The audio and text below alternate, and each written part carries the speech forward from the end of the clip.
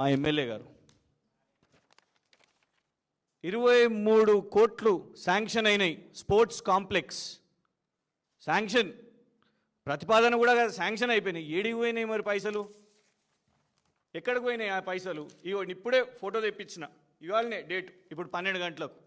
ఏమున్నదబ్బా ఎంతగానో sports complex ఉన్నదని. ఖాళీగా ఉన్నది గ్రౌండ్. ఇప్పుడు అక్కడ ఏదో ప్రైవేట్ ప్రోగ్రామ్ ఏదో చేస్తున్నారు, వాళ్ళ వాహనాలు ఉన్నాయి. కాంప్లెక్స్ కాదు, స్పోర్ట్స్ కాదు, మీకు కాంప్లెక్స్ వదిలేయండి, కనీసం అక్కడ ఒక ఫుట్బాల్ పోల్ కూడా కనబడే పరిస్థితి లేదు. శాంక్షన్ అయిపోయినాయి అంట పైసలు.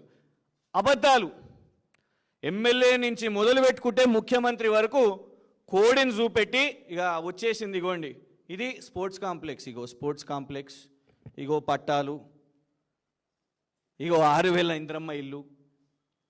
అట్లా మా కంటోన్మెంట్ ప్రజలను పిచ్చోళ్ళని చేసి మభ్యపెట్టి ఏం జరిగింది లాభము అని అంటే పట్టాలు రాలే, ఏమీ రాలేదు. కానీ మా ఎమ్మెల్యే గారికి మాత్రం బెంచ్ కారు వచ్చింది. సంవత్సరంలో ఏం జరిగిందబ్బా కంటోన్మెంట్ కంటే ఏమీ రాలేదు. మా ఎమ్మెల్యే గారికి మాత్రం బెంచ్ కారు వచ్చింది. 2 కోట్ల బెంచ్ కారు కొన్నారు. ఇలా ఏం చెప్పాలి జూబ్లీ హిల్స్ ప్రజలారా? ఇగోండి కాంగ్రెస్ ప్రభుత్వం ఇచ్చే ఇంద్రమ్మ ఇల్లు, 6,000 ఇంద్రమ్మ ఇల్లు, ఇగోండి పట్టాలు, ఇగోండి స్పోర్ట్స్ కాంప్లెక్స్. ఇది కంటోన్మెంట్ ప్రజలకు ఇచ్చింది రేవంత్ రెడ్డి గారు. జూబ్లీ హిల్స్ వాళ్ళకు కూడా ఇలాగే మోసం కావాలనా?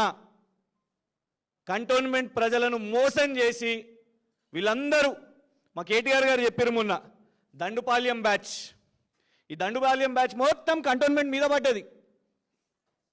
వారు ఒక్కరు మహిళ, వారికి ఎన్నికలు కొట్లాడిర్రు.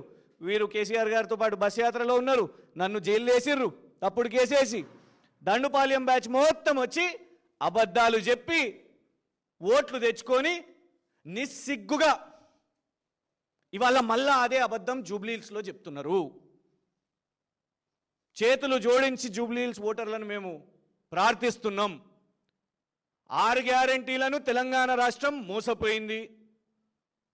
ఆటో డ్రైవర్లు మోసపోయినరు, రైతులు మోసపోయినరు, యువత మోసపోయినరు. అసలు ఏ వర్గం కూడా ఇవాళ సంతోషంగా లేదు. మళ్ళీ మళ్ళీ మోసపోదామా? జనరల్ ఎలక్షన్లో మోసం చేసిర్రు, కంటోన్మెంట్ ఉప ఎన్నికలో మోసం చేసిర్రు, ఇప్పుడు ఇక్కడ కూడా మళ్ళా మోసం చేస్తున్నారు. రేపు రానున్న జూబ్లీ హిల్స్ ఉప ఎన్నికలో వాళ్ళు ఒకవేళ వచ్చి ఓటు అడిగితే ఈ విషయాలు అడగండి. మెయిన్ ఎన్నికలు ఏం చేసిర్రు, కంటోన్మెంట్ ఎన్నికలు ఏం చేసిర్రు అని దయచేసి మీరు అడిగి వాళ్ళను నిలదీయాల్సిందిగా ప్రార్థిస్తున్నాం.